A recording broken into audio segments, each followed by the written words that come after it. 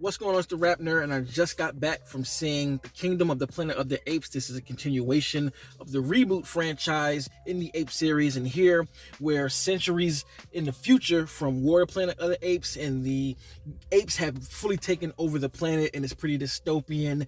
And that's kind of all I want to say about the film, because if you've seen the trailer, it gives a lot up, and I've only seen the first one, so I don't know what the rest of them give, but I can definitely say that I enjoyed this film, and I'm happy that this movie actually is good, because Matt Reeves did so well with the other two films that I was a little bit skeptical going into this film, because I was like, what he did was masterful from a writing standpoint and from a directing standpoint, getting Caesar down pat, really understanding the psyche of this character and the rest of the apes, from, it's like I said, Caesar to the villain of Koba and, Dawn of the Planet of the Apes, and even the human side of it. He did an incredible job, so I was really scared that this was going to get fumbled. But I'm happy to say, again, it was a good film. I don't think it hits the heights of those films, but I do think that this shows that the torch can be passed to somebody else to continue making good films in this franchise. And what I love about this movie is it opens a lot of doors for other things to happen, which I thought was pretty damn cool. So here, Caesar is passed away. As I said, it's a centuries, not even a century, centuries in the future. And the new character that we're with is a young ape named Noah. We're filling him out. He definitely is a stand-up person, and we get to know that through all of the choices and things that he thinks about the movie. So I feel like he was a good character to move forward with, and we can grow with him the same way we grew with Caesar.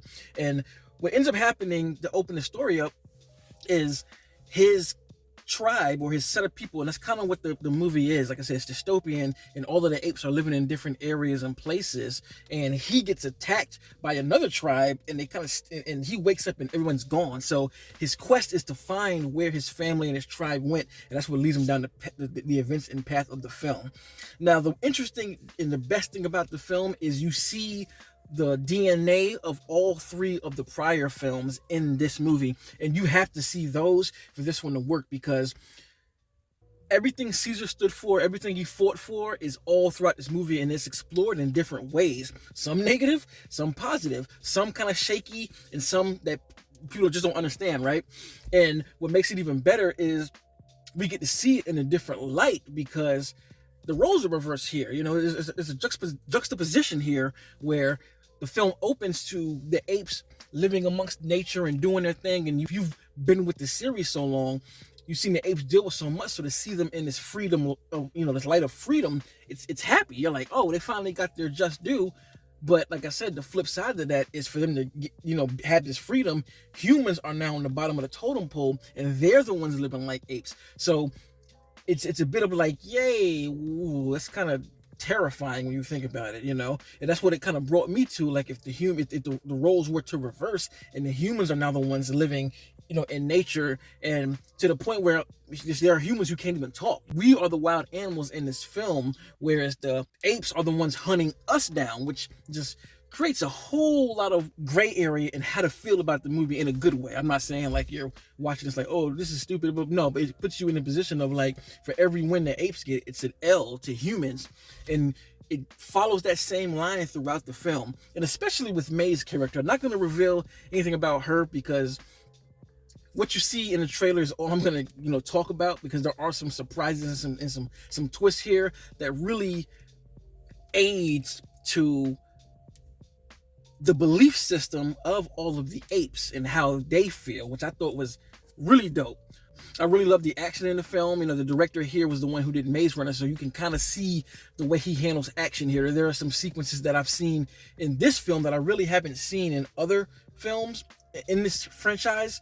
Like, a lot of the action is close up in a speeding format. There are some really dope chase scenes that you're on the ground with the apes in some pattern, so it puts you in a different position of what we saw in the last film. Because Matt Reeves, what he did so well is he opens the scope up a lot, and you do get the scope here, not as much, but without the scope you get the close-up / mid-range to really be 10 toes down with the action. And as seen in the trailer, the villain that we do see is the gorilla named Proximus, who has this crown and these metal armor on his shoulders and chest, who is played by Kevin Durant. I think his voice is great in this movie. Like, every time he speaks, there's a level of growl strength that if you hear it, you're automatically fearful. And speaking of hear it, one thing that this film does that the other ones don't do is that all of the apes are speaking, which threw me off,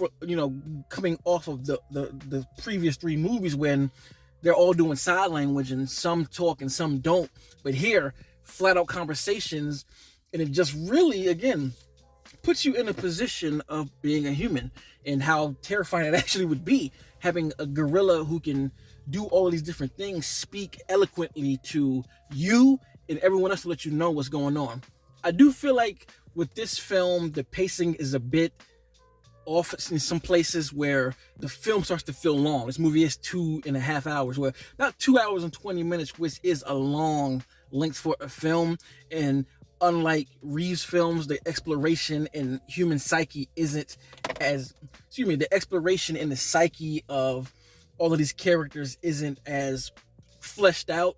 So we spend a lot of time with Noah walking around in this new world, and I understand that it's to kind of get a feel of what the world is like now being ran by apes, but I feel like there are some moments when it kind of does overstay that aspect, and the movie starts a bit slow, and it has its moments of being slow when the action or the thrills of the script aren't going on. But overall, I had a good time with it. I think it's definitely worth watching if you have been a fan of the other three. I think this is a great continuation, and I really hope that we can get a sequel to this, because with this film, as I said earlier, there are a lot of doors open. Where are the other humans at? How did the humans become feral to this state from the beginning? After the events of the last scene, where do we go from here? And I don't want to say what that is because, again, that's massive spoilers, and I feel like the second half of the film has so much to be explored and spoken about. I might want to do a spoiler review because I really, really enjoyed what they did with that. Really enjoyed it.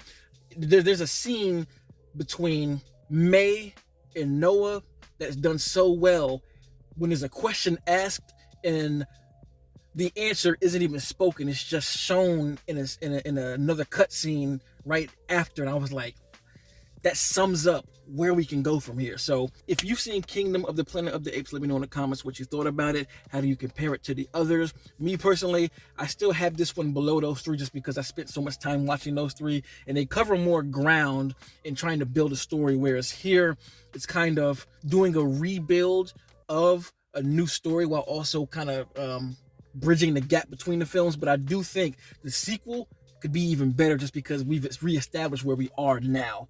But if you like this kind of content, make sure to like and subscribe. And if you already are subscribed, thank you. And until next time, peace.